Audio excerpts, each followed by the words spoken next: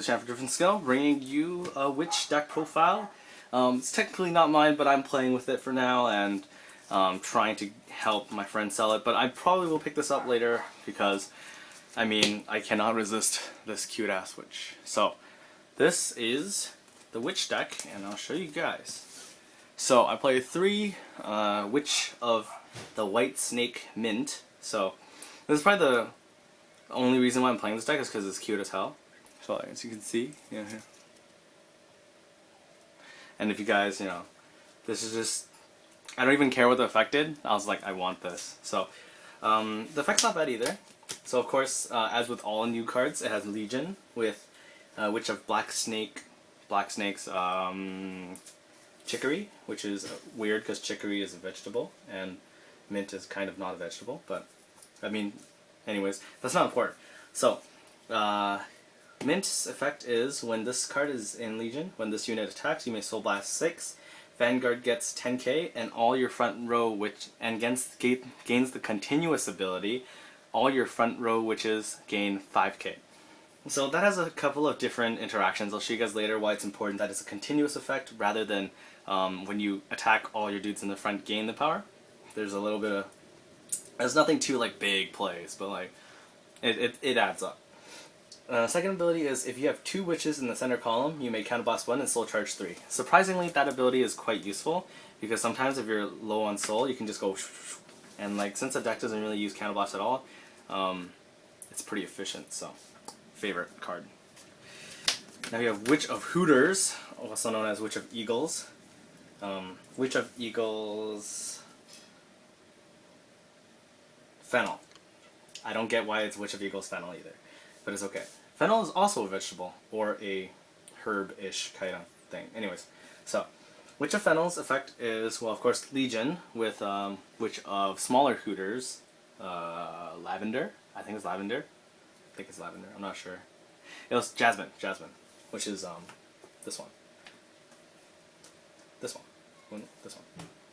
Anyways, so, the effect is that at the end of this unit's attack step, which is bad, by the way, Soul Blast 3, if this unit is in Legion, you may pay the cost, which is Soul Blast 3. Then you can look at the top 5 cards of your deck for 2 cards with Witch in its name and add it to your hand. And then when this unit is played onto the Vanguard circle, you may counterblast 1 and Soul Charge 3. Overall, this card is not bad. I mean, if you can chain them together, like every turn you ride a new one, and then you just keep getting cards. It's a really easy way to get free cards because it doesn't cost counterblast. It's only limited to your soul. So technically you could say it costs 1 counterblast because you ride it and you can get 3 soul. But if you don't need to use the counterblast with the soul, it's basically a free get cards, which is really, really good. Unfortunately, against the quicker decks, like, I don't know how to pronounce it, but it's like Yggdrasil or whatever, things with like crit and unblockable, I call unblockable, glory skill unblockable, basically unblockable. Lots of unblockable things like Yggdrasil, Metalborgs, and Risers all are like, oh, you can't block and I kill you. So it's not that good because it's slow, but overall it's not bad, and art's okay. I don't like it as much as Mint. In fact, I don't like this card art at all, but Mint is the best, so enough said. Mint is the best. Okay, so Witch of Black Snakes, god damn it, I can't remember these names very well. Chicory, yes. Witch of Black Snakes, Chicory. When this card attacks, if you have a Witch Vanguard, plus 3k, very generic, but, I mean, this is the best.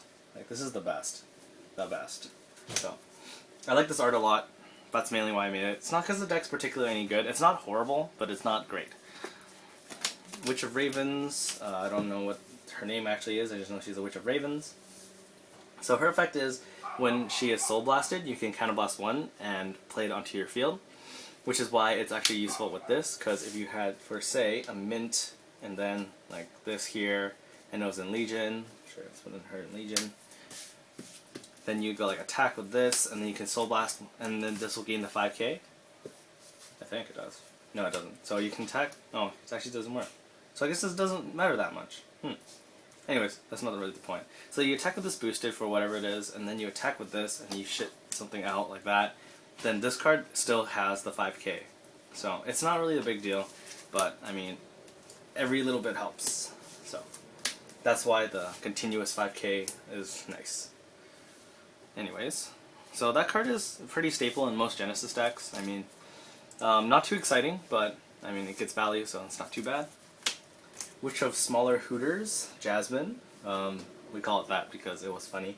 But when you play this card, you can... I think you have to have a Witch Vanguard as well. Yeah. If you have a Witch Vanguard, you may Counterblast 1, Soul Charge 3, and this unit gains 3k. Not bad. Basically, instead of spending on this, you can spend it on this, and you get a 12k attacker for a turn. It's also the Legion mate for this, so I suppose I should put it like that, so it makes more sense. Yeah, it's not bad. I mean, that's why I only play 3 instead of the whole 4. Especially because if you want to just constantly reride this, you can just Soul Blast the Legion mate and return it back to the deck for the Legion cost later, so it doesn't matter too much. Witch of Strawberries. I don't know her name, but Witch of Strawberries, the perfect card. There, that's her name. Witch of Strawberries, the perfect card. So, this card's effect, perfect card. Great. I was going to run... I want to run the Shadow Paladin Quintet Wall because that's also a Witch, but the Quintet Wall and the extra booster is actually for Regalia, so it's actually quite important that you have Regalia quintets, or I mean Witch quintets. So I might go 2 and 2, but because for this deck, the first time you perform Legion is a bit difficult, but after that it's pretty easy because you keep just like Soul Blasting your cards and then you can get the drop zone needed. But unlike most of the good Legion decks out there right now, it's like you can always just Legion because you always have things in the drop zone. Regardless if it's like for Quintet Wall or from Soul Blast 2 draw 1 and then guarding with like 1 card and then them attacking something.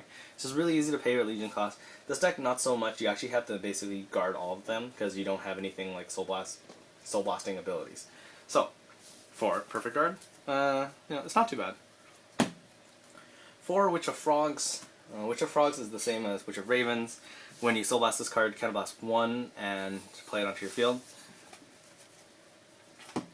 Here we have Witch of Oranges. I don't know her name either, but Witch of Oranges.